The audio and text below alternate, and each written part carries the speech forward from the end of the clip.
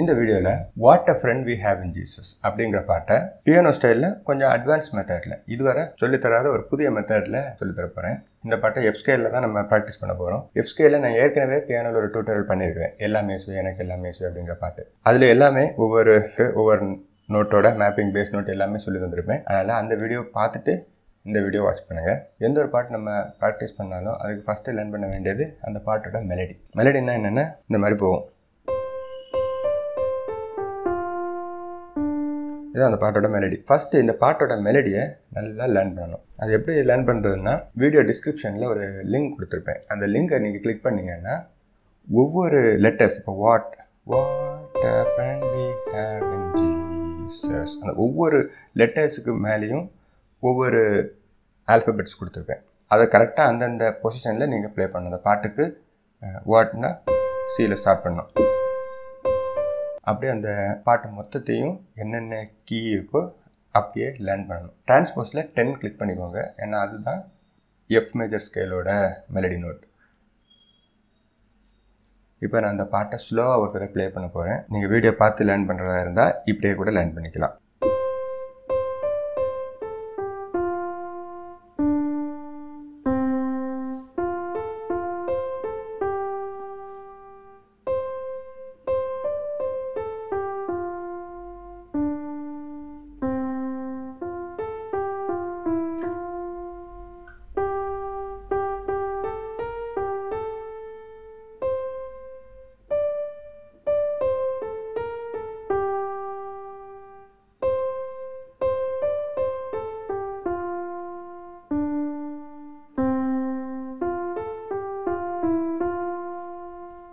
இதுதான் அந்த பாட்டோட மெலடி.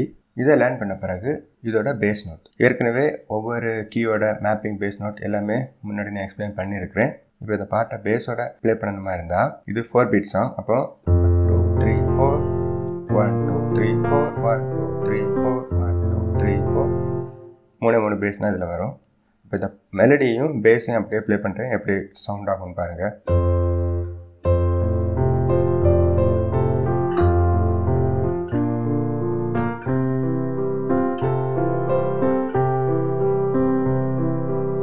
தான் போகும். இந்த மூமெண்ட் ஏற்கனவே நான் சொல்லி கொடுத்துருக்குறேன் பழைய வீடியோவில். ஒவ்வொரு மூமெண்ட்டுக்கும் அதோட மேப்பிங் பேஸ் நோட்டை மாற்றிட்டே இருக்கணும்.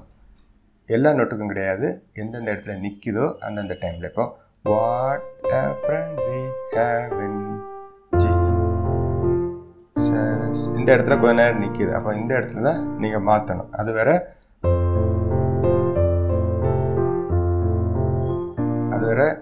எஃப் நோட்டில் தான் இருக்கணும். இந்த மாதிரி நோட் எந்தெந்த இடத்துல சேஞ்ச் பண்ணணும்னு அதே வெப்சைட்டில் கீழே கார்ட்ஸ்னு ஒரு செக்ஷன் இருக்கும். அதை பார்த்து நீங்கள் தெரிஞ்சுக்கலாம். இப்போ மெலடி லேர்ன் பண்ணியாச்சு, கார்ட்ஸ் லேர்ன் பண்ணியாச்சு, எந்த இடத்துல கார்ட்ஸ் மாற்றணும்னு லேர்ன் பண்ணியாச்சு. அதுக்கப்புறம் என்ன பண்ணணும்னா ரைட் சைடில் இருக்கிற இந்த மெலடியை நம்ம பழைய மெத்தடில் எப்படி சொல்லியிருந்தேன்னா கார்ட்ஸாகவே ரைட் சைடு ப்ளே பண்ணணும்.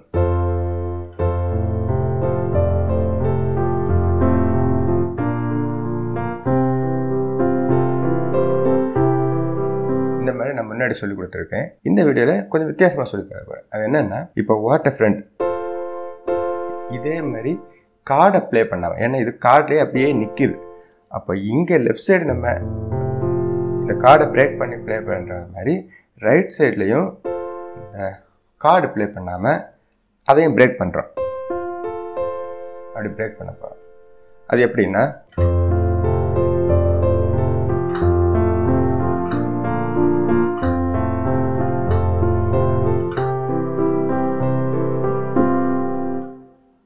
இந்த மாதிரி தான் நம்ம ப்ளே பண்ண போகிறோம். இது கேட்கறதுக்கு அதோட கொஞ்சம் கூட மெலடியஸாக இருக்கும்.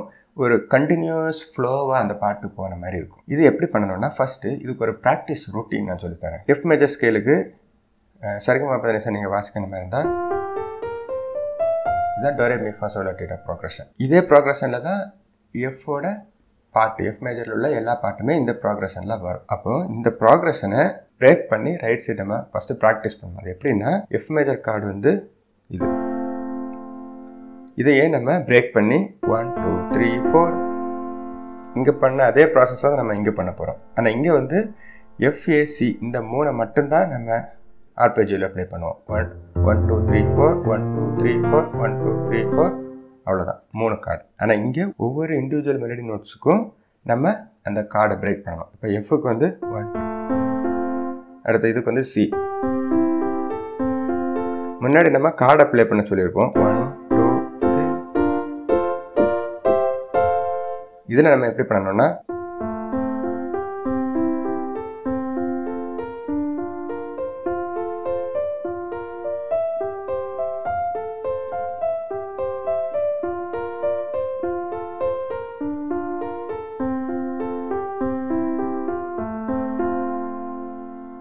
இதுதான் இதோட ப்ராக்டிஸ் ரூட்டீன்.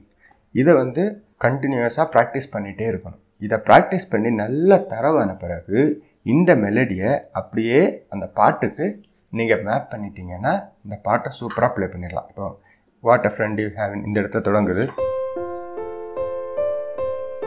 எல்லாத்துக்கும் அப்படி ப்ளே பண்ண முடியாது, ஏன்னா இது கண்டினியூஸாக இருக்குது. எந்தெந்த இடத்துல எல்லாம் நிற்கிதோ அந்த டைமில் தான் இந்த மூமெண்ட்டை கொண்டு போகணும். இந்த பிரேக்கிங் ப்ராக்ரஸை நம்ம பண்ணணும்.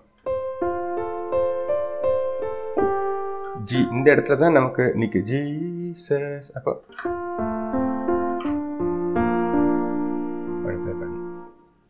ஆனால் ஜீசஸ் இந்த இடத்துல வரும்போது நம்ம ஏற்கனவே பேஸ் இந்த இடத்துல வரும். அப்போ நமக்கு அந்த பிரேக்கிங் பேட்டர்னை இப்படியே மூவ் பண்ண முடியாது. அதனால அந்த மாதிரி டைமில் வந்து நீங்கள் ஒரு சின்ன ஷிஃப்ட் பண்ணிக்கணும். எப்படின்னா